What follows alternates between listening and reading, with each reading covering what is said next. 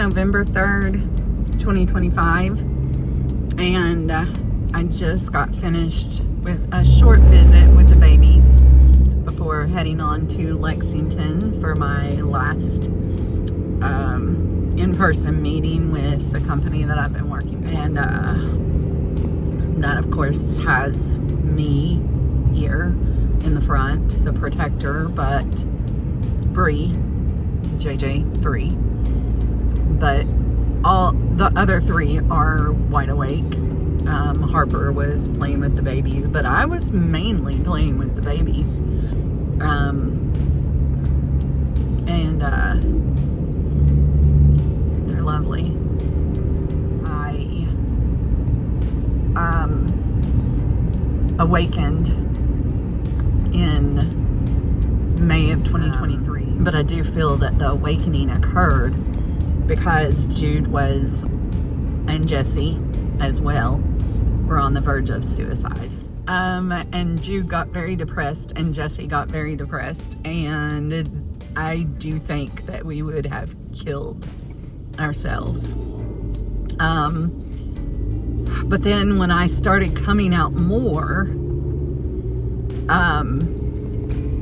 I got a little homicidal, but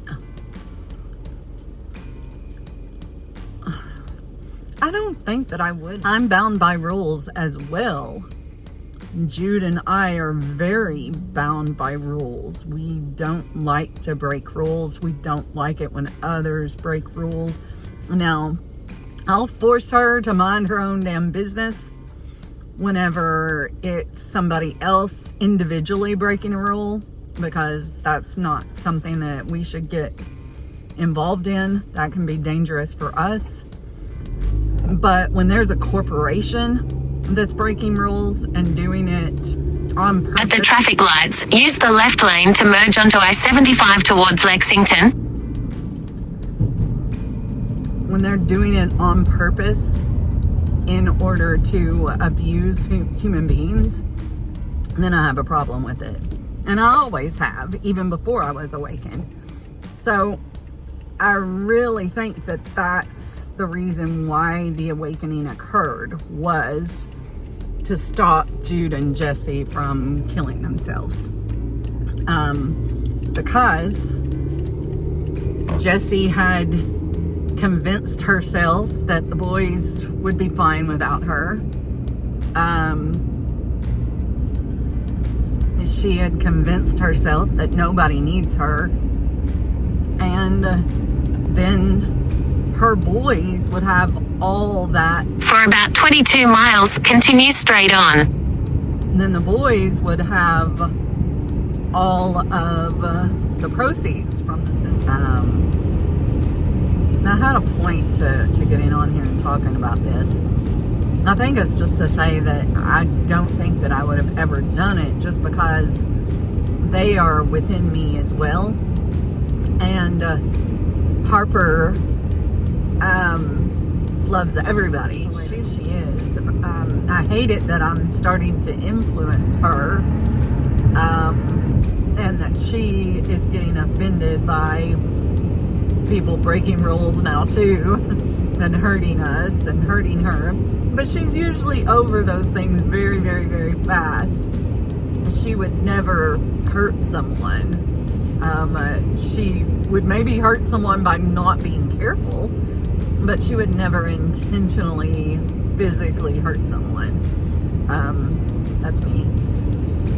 So I think that is, I think just the fear of suicide is the reason why we awoke. And I think I had another point and I've totally lost it at this point. Maybe it was Jesse's point and she's fallen asleep because we're driving now, and that's not really something that is what she usually does. I mean, she can drive. We can all drive whenever we find ourselves front stuck. But if I'm awake, she's going to leave it to me and she's going to fall in the background, fall asleep. I think that us having this awakening has been wonderful. I know that it's been very distressful for Jessie, who says that she's not a trauma holder, but then she's traumatized by the fact that I was harder on our boys than she thinks that I should have been, or that I didn't step up and do what I needed to do for our youngest son. And she didn't either. And she does have situational depression as far as that goes. She can usually lock it away, but she can't always. So in that aspect, I think that she is a bit of a trauma holder. And I know that I am from the early stuff. I do remember the catheterization. And I remember the nurses holding us down and the doctor just shoving it in. And I don't think that we had pain medication. Maybe we did, but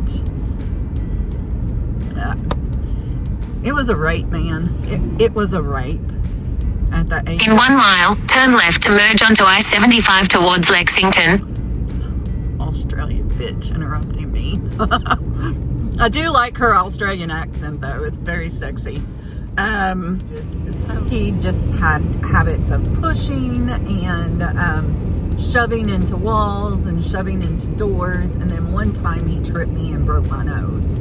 So if I was going to do something physical to her, I would have done it back. I understand that I look at people with disdain. I understand that I have this resting bitch face. And I understand that yes, I would never do that. Not only because I am bound by universal rules. Not necessarily the 10 Commandments, but murder, taking a life, that is a universal rule that we should not break. Against people that are not intentionally hurting children, perhaps, or intentionally hurting innocents. Those should maybe be taken off the board. But I would never hurt someone who did not intentionally hurt me. There's gonna be some issues if they're not getting treated for their damage. And we're all damaged.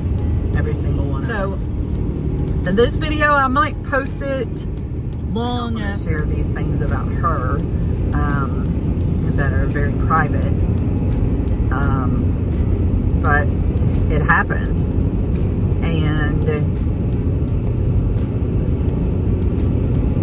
And I am softening, I feel like. I think my headmates are helping me to soften. They are helping me to know that I'm not always right, because I have those narcissistic tendencies as well. As the protector, you have to be authoritative and you have to make decisions, but I have made a fuck ton of decisions that were not the right decisions. So I obviously am not always right.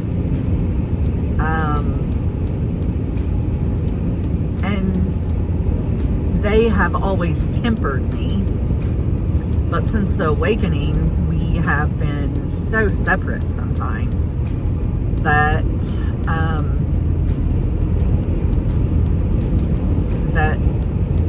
these violent thoughts, these violent delights, what is that from? These violent delights end up taking over. And I don't want them to anymore. I think it's good for people to know that there's a possibility of it if they fuck with my world. But I want to have more control. So I guess that's all I wanted to say. This is Bree signing off. And again, this is November 3rd, 2025, and I will probably not post this for a while, if ever. Okay, bye.